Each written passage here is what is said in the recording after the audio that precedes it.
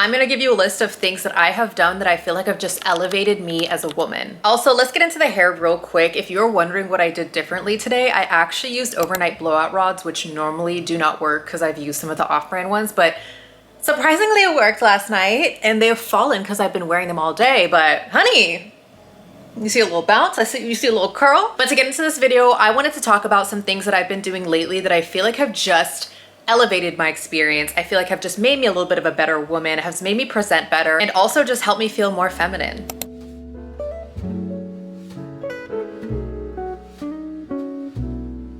Hi guys, and welcome back to my channel. Thank you so much for all my returning subscribers. You guys know what it is. I love you and I see you guys. Every single comment that you guys make on my videos, I read and I appreciate, and I try to respond as much as possible. So thank you for showing so much love. And for any new subscribers, hi. I hope you enjoyed this video. I hope that it's helpful for you, and I hope that you walk away feeling empowered. Now, I don't think being addicted to self-development is healthy, but I do think if you are someone who wants to level up and who wants to attract certain things into your life, watching videos like this is gonna be really helpful for changing your perspective or just tweaking little things in your life to just help you while you're on that journey. So the first thing that I've done that I feel like has made a world of difference, and I actually just made an Instagram post about this a couple weeks ago, but it's reading labels. And I'm not talking about food labels. If you're not already doing that, definitely read your food labels. I'm talking about clothing labels. I started reading clothing labels like about 1.5 years ago, and it has made such a difference in what I spend my money on. The reason is clothes are getting more expensive, the quality is going down, and it makes you a more empowered buyer if you know exactly what you are paying for on your items. Now, there are so many different synthetic fabrics, polyester, nylon. These are basically made from like plastic or manufactured materials, and then you are putting those things on your skin. So they're sitting on your skin all day. While this is great because they hold shape really well, like for activewear, a lot of activewear is like polyester and different synthetic fibers. Great because it's structured, it stretches, it's sweat wicking. There are also negative health impacts that come with wearing plastic and petroleum-based items, as well as if you're paying hundreds of dollars for an item that is made out of plastic, you should know. I always had the assumption that if something is more expensive, it is higher quality, point blank. I literally thought that was it growing up like that. I thought that, you know, I'm paying all this money for it.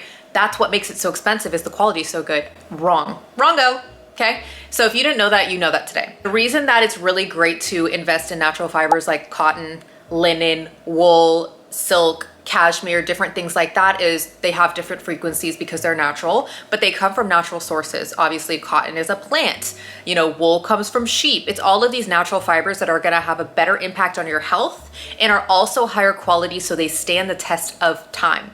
So when you are comparing items online or you're paying for something, read over the clothing label and see what amount of wool is. If it says it's a wool sweater and there's only 5% wool, do you wanna pay $300 for that?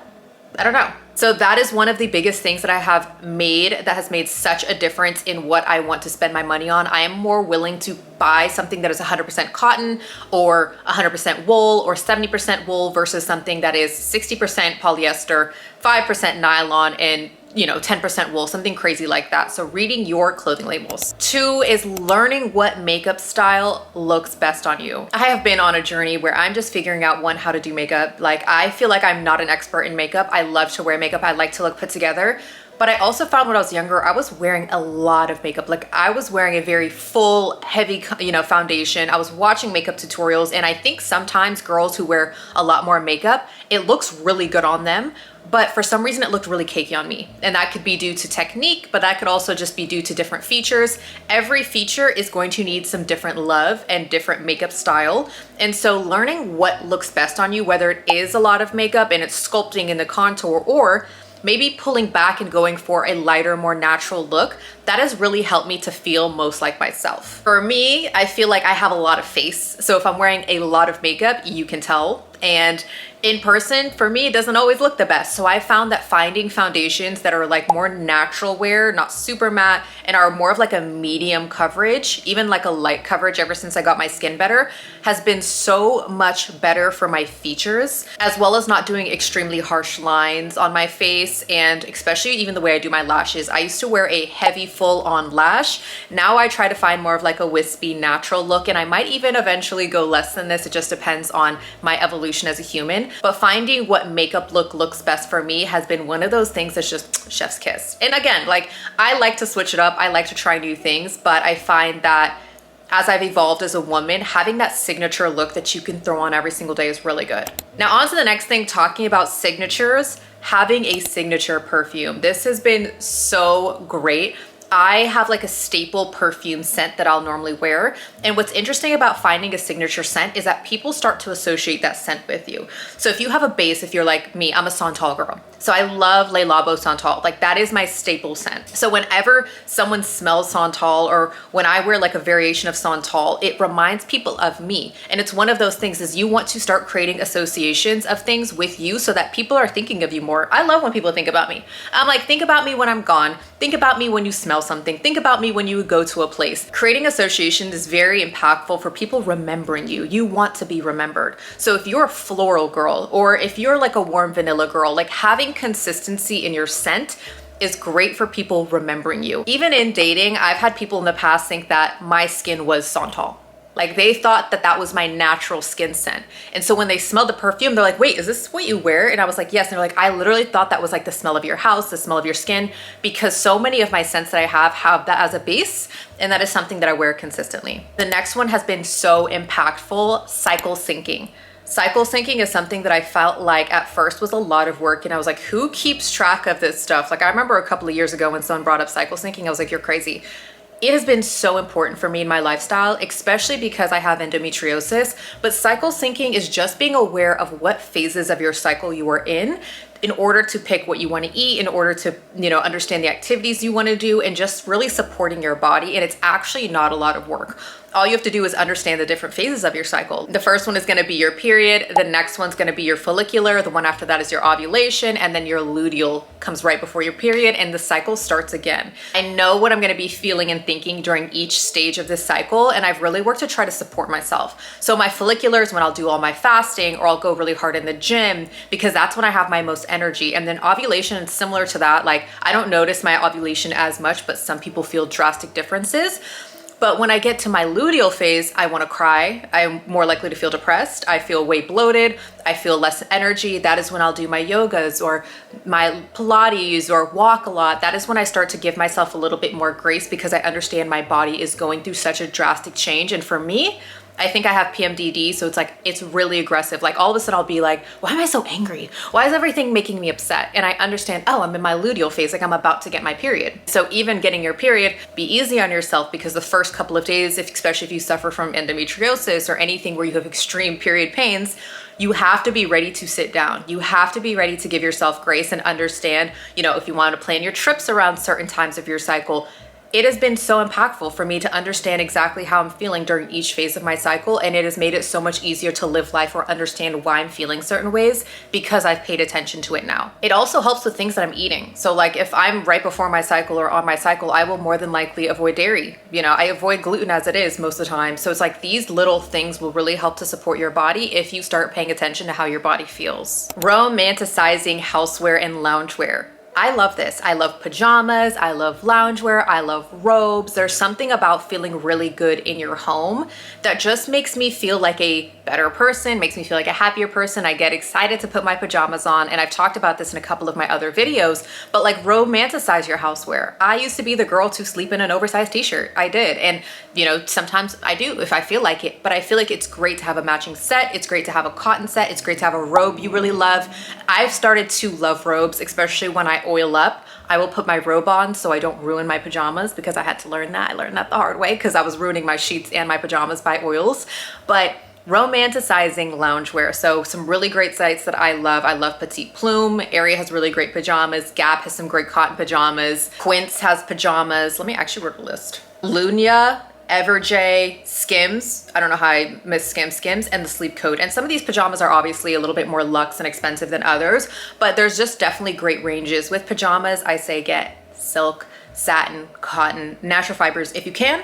The Skims ones that I have aren't, but they're really cute. So, if you know what you're buying, again, this is all about you. It's what you want.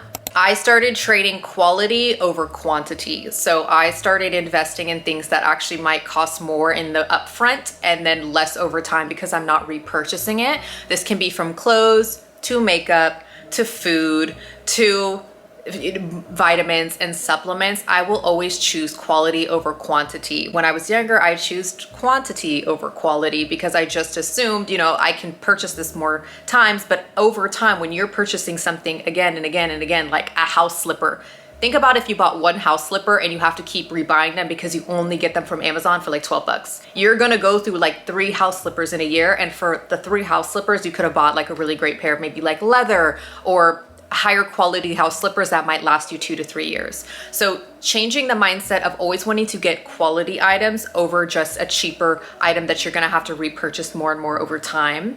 And of course, this is all just depending on where you are financially, but I think it is so much better to buy 1 leather bag than 4 faux leather bags that get ruined or don't hold their shape or don't look as nice, because the fact that you can buy more of them doesn't always equal good. And obviously you don't want to have a closet full of bags that you never touch or that you're constantly having to throw out. This next one, I really want you to hear me out, especially if you are not a dress girl, but wearing dresses, that has just elevated me.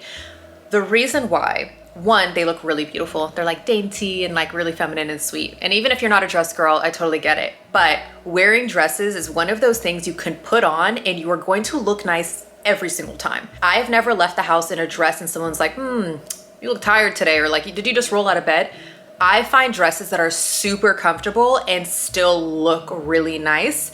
And honestly, any kind of dress really looks nice, but being able to throw on a dress and leave the house and it's like minimal effort, there is something just so beautiful about that. And especially as I've grown as a woman, I've just learned to value women so much in the sense of I can really tell when a woman loves herself and appreciates herself and treats herself like a princess. And I appreciate that because my goal is to treat myself like a princess and encourage you guys to treat yourselves like the princesses that you are, the queens, whatever it may be. But if you're not a dress girl, try a dress. There's like a different energy that you feel when you wear a dress that it's actually really empowering. It feels really sweet, and they actually are so easy to just look put together without actually putting a lot of effort in. And I find that so valuable. For me, the least effort that I can put into putting on something, but I want the most maximum effect of looking nice. That's even again like my makeup look. Least effort, maximum effect. Let's make that a thing. That's what we want to do. So like we're saving time, we're saving energy, and we can focus on the more important things in our life. I really think I got into dresses like maybe 1.5 to 2 years ago, but after my surgery, when my belly was super bloated, I was living in a dress. I was throwing on a dress to go to brunch. I was throwing on a dress to go to the grocery store, and it looked so cute. And obviously it hid my belly, which was really bloated. So if you haven't tried dresses, I encourage you, just try it, you know, just try it. I used to be such a streetwear girl, and I'm transitioning my style. I love pants, I love dresses, I love switching up my style, I do, but dresses is one of those things. If you haven't tried it yet, just open your mind, try it. Overall, I just feel like all of these things have just contributed to me becoming the woman that I'm continuously trying to be. So if these tips resonated with you, amazing. If there's anything else that you guys would like to know, just leave it in the comment box below. But I will see you in the next video. Mwah.